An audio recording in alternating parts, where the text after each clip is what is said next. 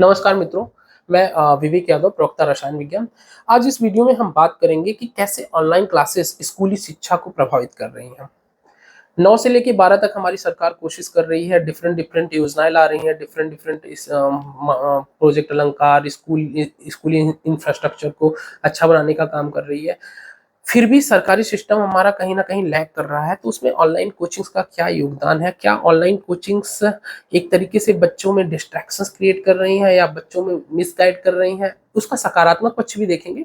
हमारे ऐसे words use करने का ये मतलब नहीं है कि कोई सकारात्मक पक्ष नहीं है, लेकिन ज़मीनी स्तर पे जिन चीज़ों पे, जिन प्रॉब्लम्स को हम डेली लाइफ में फेस कर रहे हैं, इस वीडियो में हम उस पे बात करेंगे। तो चूँकि मैं एक स्कूली शिक्षक हूँ, इसलिए मुझे जो पिछले 3-4 सालों से दिख रहा है कि एक बच्चा जो ऑनलाइन क्लासेस जॉइन कर रखा है, देखो चूँकि यार ऑनलाइन क्लासेस 1000, 1500, 2000 में मिल जा रही है, तो हर बच्चा कहीं न कहीं से मैनेज कर ले रहा है। फिर भी मैं जिस वर्ग के बीच काम करता हूँ, बच्चों के पास फ़ोन नहीं है, बच्चों के पास बहुत बेसिक सुविधाएँ नहीं है, फ़ोन तो बहुत दूर की बात है।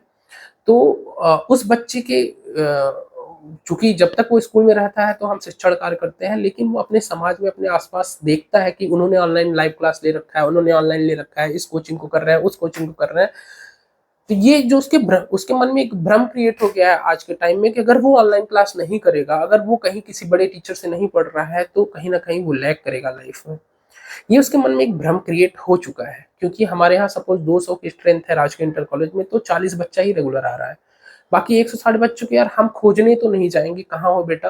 फ़ोन भी करते हैं, पेरेंट्स को पता चलता है कि भाई वो लाइव क्लास, ऑनलाइन क्लास ले रखा है, कोटा की क्लास ले रखा है, दिल्ली की क्लास ले रखा है। लेकिन जब वो एक बच्चा एक दिन स्कूल भी आता है, तो उससे सब कुछ पूछ दिया, पहले चैप्टर का नाम क्या है, मूल कॉन्सेप्ट क्या है, पता चलता है कि कुछ नहीं पता है। तो ऑनलाइन क्लास के नाम पे वो घर वालों को तो पागल बना सकता है। एक टीचर के पास जब वो आएगा तो टीचर तो समझ जाएगा कि ये बच्चा पढ़ रहा है, नहीं पढ़ रहा है, और एक टीचर की प्राइमरी ज़िम्मेदारी है वो बच्चा पढ़े। वो अगर हमसे नहीं पढ़ रहा है तो कहीं पढ़े, संतुष्टि मिलती है कि पढ़ रहा है, इसका फ्यूचर ब्राइट होगा, पढ़ रहा है। लेकिन इस ये जो स्टेटमेंट मैंने बोला, इसमें भी बहुत कमियाँ आ चुकी हैं। बच्चा पढ़ नहीं रहा है। एक 25 लाख, 26 लाख बच्चा हर साल 12th में बैठता है। आप अनुमान लगा लो, 12th पास होने के बाद, चूँकि हमारा रिज़ल्ट आज के टाइम में बहुत अच्छा जाता है, 81-82% बच्चे पास होते हैं, क्योंकि फेल होने का कल्चर हमने खत्म कर दिया है। वो पहले कल्चर था ना, जो बच्चा नहीं पढ़ रहा है फेल हो जाएगा, वो कल्चर अभी खत्म हो चुका है। अभी नहीं पढ़ रहे हो तो भी पास हो जाओगे। सच्चाई यही है, ठीक? तो वो बच्चा जब 12th पास करता है तो आगे की क्या क्वालिटी एजुकेशन उसको मिलेगी? आप समझिए। और ये जो ऑनलाइन क्लासेस हैं, इन्होंने नीट, जेईई के नाम पे जो भौकाल क्रिएट किया है, जो मार्केटिंग क्रिएट किया है, मैं इसको मार्केटिंग वर्ड ही यूज़ करूँगा, क्योंकि नीट और जेईई का सपना दिखाने के अलावा ये बच्चे को कहीं से भी दूसरा सपना नहीं दिखाते हैं कि आपके पास और कौन-सी अपॉर्च्युनिटीज़ हैं। आपके पास कितनी ज़्यादा अपॉर्च्युनिटीज़ हैं, आप सीयूईटी से अच्छे कॉलेजेस में जाओगे तो क्या-क्या अपॉर्च्युनिटीज़ खुलती हैं। नीट और जेईई के अलावा भी जो स्ट्रीम है, उसमें आप क्या अच्छा कर सकते हो, ये कभी आपको नहीं बताया जाता है, कभी भी नहीं। अगर ऐसा बताया जाएगा तो फिर उनकी मार्केट नहीं चलेगी, क्योंकि फिर एरिया ब्रॉड हो जाएगा, ब्रॉड एरिया हो जाएगा तो बहुत सारे सिस्टम की इन्वॉल्वमेंट हो जाएगी, तो वो मोनोपोली खत्म हो जाएगी कोचिंग्स की। आप इस बात को समझिए। कोचिंग्स पे और भी बातें अभी होंगी। खास करके जो ऑनलाइन कोचिंग्स हैं, इन्होंने जो क्रिएट किया हुआ है, एक तो भौकाल नीट और जेईई का, मैं एग्री करता हूँ कि ज़रूरी है सही जानकारी आप तक देना, लेकिन उससे ज़्यादा ज़रूरी है बच्चे के एक टोटैलिटी टोटैलिटी प्रोग्रेस की।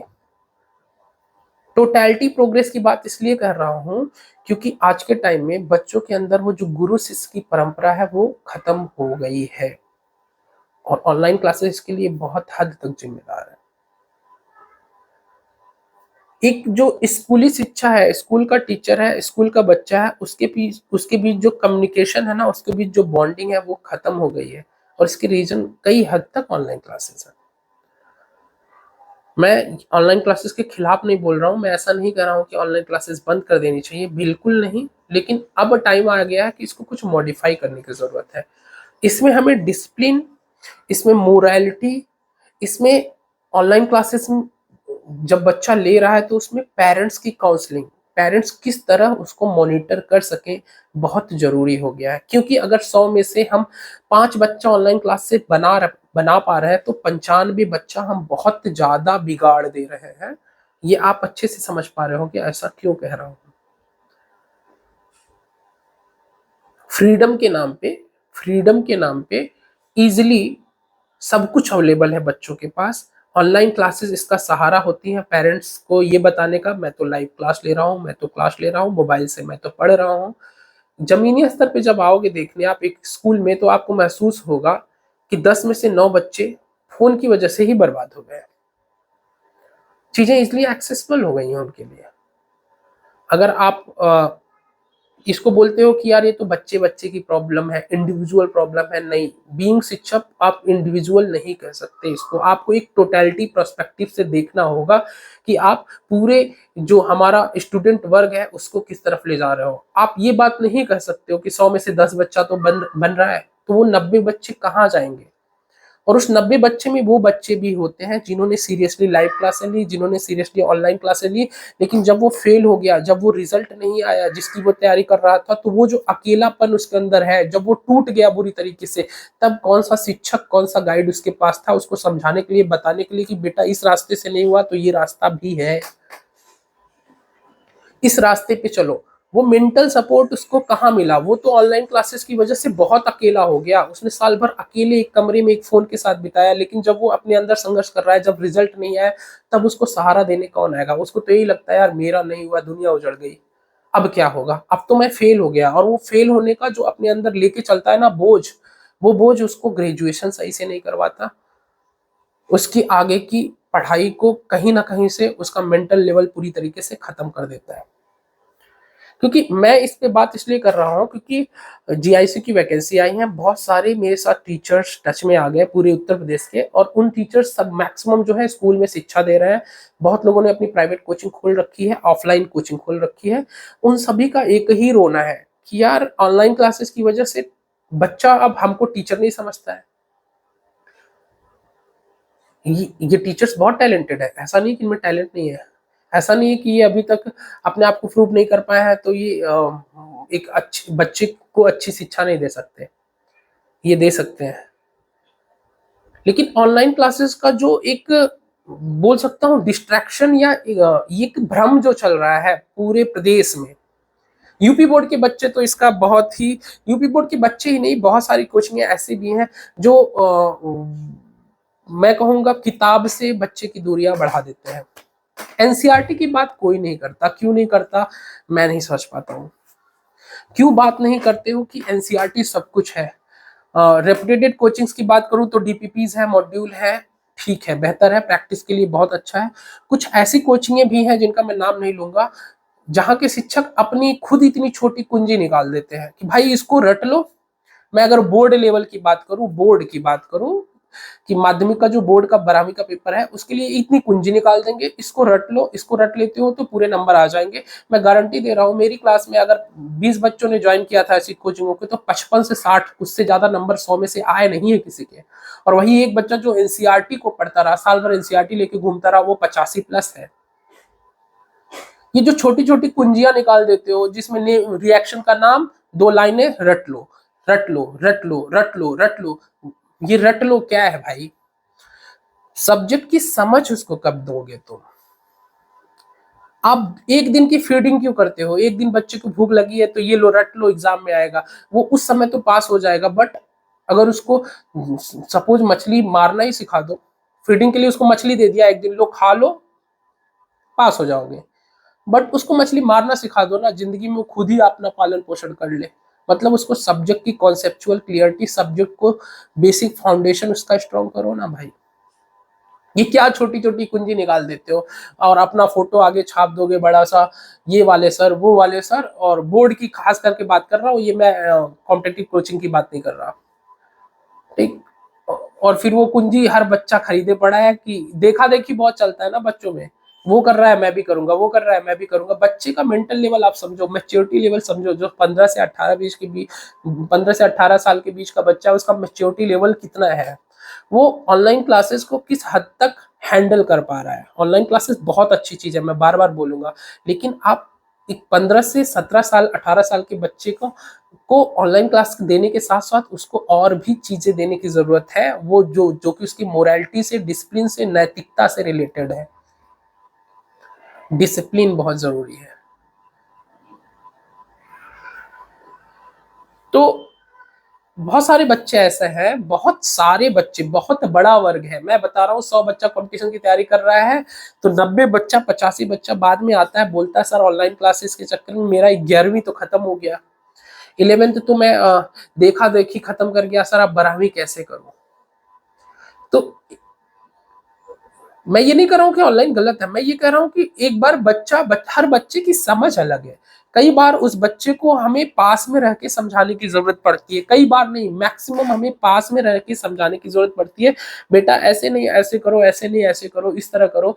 मैं खुद बहुत सारे बच्चों को ऑनलाइन क्लास गाइड करता हूँ, जहां मैं नहीं पहुंच पाता हूँ उनको मैं खुद कहता हूँ कि बेटा इस टीचर से यहाँ से ये पढ़ लो, लेकिन पर्टिकुलर टाइम टाइम पे, हर हफ्ते 4 दिन 5 दिन पे हम उन्हें गाइड भी करते रहते हैं, हम उनका काउंसलिंग भी करते रहते हैं कि कितना कवर कर लिया है, प्रैक्टिस कहाँ से कर रहे हो, प्रैक्टिस क्वेश्चंस ला के दिखाओ, प्रैक्टिस किया उसको दिखाओ। आपको ऑनलाइन में जो डाउट है, अगर आप टीचर से नहीं पूछ पा रहे हो हमसे पूछो। मैं खुद एक अपनी फौज क्रिएट कर रखा हूँ, मैंने नीट में 680 देने का काम किया है, 680 नंबर, सरकारी स्कूल के बच्चों की बात कर रहा हूँ मैं। लेकिन मैंने हाइब्रिड मॉडल यूज किया। हाइब्रिड का मतलब ये कि ऑनलाइन क्लासेस भी उसको दिलवाई और ऑफलाइन भी मैं रहा। इससे क्या हुआ कि चूंकि मैं हर टाइम अवेलेबल नहीं हो पा रहा था ड्यू टू जो भी ड्यूटीज वगैरह है, तो ये हाइब्रिड मॉडल मैंने यूज किया है और ये कहीं ना कहीं बहुत इफेक्टिव हुआ है, क्योंकि बच्चे को एक मेंटल सपोर्ट मिलता है कि चलो ये वाले टीचर मेरे साथ तो हैं, हम रात दिन इनसे कभी भी पूछ सकते हैं इस चीज से रिलेटेड, जो क्वेरीज वो ऑनलाइन में ड्यू टू एजुटेशन नहीं दूर कर पाता है। उसकी मेरे साथ बॉन्डिंग अच्छी हो रखी है तो मेरे से पूछ लेता है। आप समझो, मैं उस हाइब्रिड मॉडल की रिक्वायरमेंट की बात कर रहा हूँ। तो ये एक बहुत बड़ा इशू है, आप समझिए। स्कूली शिक्षा, देखो बच्चा बहुत ज्यादा हवाबाज होता है इस टाइम, उसको थोड़ा सा ऑनलाइन बेहतर मिल जाता है, मैं ट्रस्ट मी मैं बता रहा हूँ, उसके अंदर जो हवाबाजी आती है ना, वो स्कूल के शिक्षक को कुछ नहीं समझता है। और जैसे ही ये भावना उसके अंदर आती है ना, वो खत्म है, वो खत्म है। आप ये जान लीजिए, सक्सेस एक बच्चे के अंदर एक जो नैतिकता डेवलप करते हैं विद टाइम ना, पुराने जमाने में हमारे साथ होता है ना, हमारे गुरुओं ने जो हमारे अंदर क्रिएट किया है, वो खत्म हो चुकी है आज के टाइम में। आज के टाइम में वो खत्म हो चुकी है। इस पे मैं आप सभी से रिक्वेस्ट करूंगा, कमेंट में अगर ये समस्या आप भी आसपास डील कर रहे हो या बच्चे के प्रोस्पेक्टिव से अभी देखो तो उस पर भी बात होगी, तो कमेंट जरूर करिए कि हाँ ये एक्चुअल प्रॉब्लम है। इस पे बड़ी बड़ी कोचिंगों को कुछ सोचना चाहिए। वो कोचिंगें जो कभी छोटी हुआ करती थी लेकिन आज के टाइम में बहुत बड़ी हो गई हैं, बहुत अच्छा भी कर रही हैं, लेकिन उनको इस पे भी कुछ सोचना चाहिए कि उनको अपने तरीके में क्या मॉडिफिकेशन लाने की जरूरत है, जिससे वो हर एक उस बच्चे के लिए हेल्पफुल हो पाए। हर एक बच्चे को सोचो ना, जो सबसे पीछे लाइन में बच्चा है उसको भी तो सोचो। और वो जो पीछे है लाइन में बच्चा ना, ऐसा वर्ग बहुत ज्यादा है। ये तब महसूस करोगे आप जब बिल्कुल ग्राउंड लेवल पे आके, गांव गांव में आके काम करोगे, तब आपको महसूस होगा कि यार हर दूसरा बच्चा ना अवसाद ग्रसित हो गया है। ये जो हाइप क्रिएट कर दिया गया है, ये चीज, ये जो सपना दिखा दिया गया है, 24 घंटे मेहनत करो, ये फाड़ दोगे वो फाड़ दोगे, ये जो हाइप क्रिएट किया गया है ना ऑनलाइन कोचिंगों के द्वारा, ये बच्चों के अंदर अवसाद, बिल्कुल उसको ना डिप्रेशन में ले जा चुका है। उस बच्चे के लिए जो अपने आप को देख पा रहा है कि मैं तो यार बहुत पीछे छूट गया हूँ। हम ऑफलाइन टीचर्स बहुत कोशिश कर रहे हैं इस चीज को संभालने का, ऐसा नहीं है कि नहीं कर रहे हैं, लेकिन मुश्किलें बहुत ज्यादा आ रही हैं, क्योंकि बच्चा उस स्टेज में है, आप समझिए। जब तक वो धोखा नहीं खा जाता, जब तक वो पूरी तरह गिर नहीं जाता ना, वो हमारे पास वापस लौट के नहीं आता है, ये आप जान लीजिए। वो उसको ना चमक धमक, शायरी, चमक धमक, अच्छा स्टूडियो, अच्छा बोर्ड पे चित्र, अच्छा ये सब चीजें, भीड़ भाड़ जहाँ पे 50,000 1 लाख लोग पढ़ रहे हैं, वो उधर भागना चाहता है। वो उधर कभी नहीं जाना चाहता है जहाँ पे 100 लोग हैं, कभी नहीं। वो कहेगा जहाँ 50,000 है हम वहीं जाके एडमिशन लेंगे, हम वहीं जाके पढ़ेंगे। वो उसी भीड़ का हिस्सा बनता है। और आप बताओ ना मुझे उस भीड़ के हिस्से में से रिजल्ट कितना आता है। रिजल्ट नहीं आ पा रहा है, इसका मतलब हमारी शिक्षण पद्धति में कुछ खामियां हैं। आप कहोगे आप आता भी तो है, 500 रिजल्ट आते हैं, 1000 रिजल्ट आते हैं। मैं ये कहता हूँ ये आपका फेलियर है कि 500 1000 ही क्यों। जब आप ऐसे प्लेटफॉर्म पे हो जहां से आप बहुत कुछ बदल सकते हो, तो आप 500 1000 ही रिजल्ट क्यों। बाकी जो 9500 बच्चे 10,000 में से पीछे छूट गए हैं, उनका अब क्या होगा। उनको तो आपने ऐसे सपने दिखाए थे कि नीट और जेई के अलावा तो कुछ है ही नहीं जीवन में, अब वो क्या करेगा। वो बीएससी भी करता है ना तो टूटे मन से करता है, आप इस बात को समझिए। क्योंकि हमने तो कभी उसकी सच्चाई दिखाई नहीं कि बेटा अगर तुम बीएससी भी अच्छी यूनिवर्सिटी से करोगे तो आगे आईआईटीज में एमएससी में भी जा सकते हो। जैम का एग्जाम देख के गेट दो, आगे बार्क दो, डीआरडीओ दो, ओएनजीसी दो, नेट जेआरएफ दो, तमाम रिसर्च पूरी देश दुनिया की चीजें खुली हुई तुम्हारे सामने। हम ये कभी सच्चाई इसको क्यों नहीं बताते हैं। ये तो पहला स्टेप है, पहली सीढ़ी है किसी अच्छे कॉलेज में एडमिशन लेने की। और अगर तुम उसमें फेल हो गए हो तो तुम्हारे पास अपॉर्चुनिटीज है। ये हम फेल हो चुके हैं, ऑनलाइन क्लासेस इसमें फेल हो चुके हो, आपने जो हाइप क्रिएट कर दी है। अगर मेरी वीडियो कहीं भी ऐसे किसी शिक्षक के पास चली जाए जो बड़े लेवल पे ऑनलाइन क्लासेस में काम कर रहे हैं, तो प्लीज इस पे वो सोचें, इस पे वो कुछ जरूर करें कि बच्चे में कैसे डिसिप्लिन किया जाए, बच्चों के साथ साथ पेरेंट्स को भी कैसे सिखाया जाए। पेरेंट्स को लगता है मैंने तो लाइव क्लासेस, मैंने तो ऑनलाइन क्लासेस 50,000 40,000 20,000 की खरीद दी है तो बच्चा सक्सेसफुल हो ही जाएगा। ऐसा जरूरी नहीं है, उसके साथ उनका क्या सपोर्ट होना चाहिए, उनकी क्या मॉनिटरिंग होनी चाहिए, उस पर भी वो काम करें। लास्ट एक मेरी बात ये कहनी है कि ऑनलाइन क्लासेस ने बच्चों की बुक्स से दूरियां बढ़ा दी हैं। मैं कह रहा हूं किताबों से दूरियां बढ़ा दी है। हम लाइव क्लास लेते हैं, हम ऑनलाइन क्लास लेते हैं, हमने भी कहाँ से सीखा है, किताबों से सीखा है। तो बच्चों से किताबों के प्रति दोस्ती कराना भी हमारी ही जिम्मेदारी है। बच्चा एनसीईआरटी को कुछ समझता ही नहीं है, उसके लिए वो मॉड्यूल बहुत इंपॉर्टेंट है जो कोचिंग्स प्रोवाइड करती हैं, उसके लिए वो मॉड्यूल बहुत इंपॉर्टेंट है। एनसीईआरटी उसको लगता है कुछ नहीं है, कुछ दिया ही नहीं है, उससे तो कहीं ज्यादा हमारा टीचर पढ़ाता है ऑनलाइन क्लास में, कहीं ज्यादा पढ़ाता है। वो ज्यादा के चक्कर में ना, समझिए आप, ज्यादा के चक्कर में बहुत बहुत डिस्ट्रैक्टेड हो चुका है।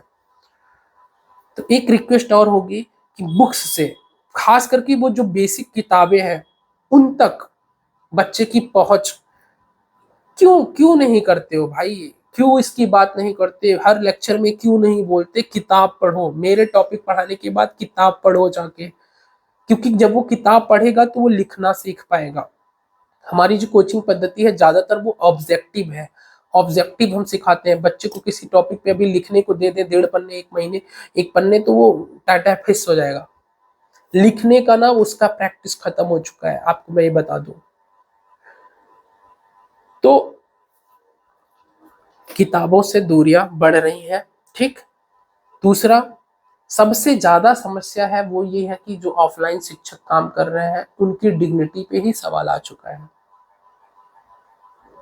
एक शिक्षक कभी दूसरे शिक्षक को कम नहीं आंकता, ये आप जान लीजिए। हर शिक्षक यहाँ, हर एक शिक्षक चाहे वो किसी अच्छे एजुकेटेड यूनिवर्सिटी से हो ना हो, हर एक शिक्षक बच्चे को बहुत अच्छा सिखा सकता है।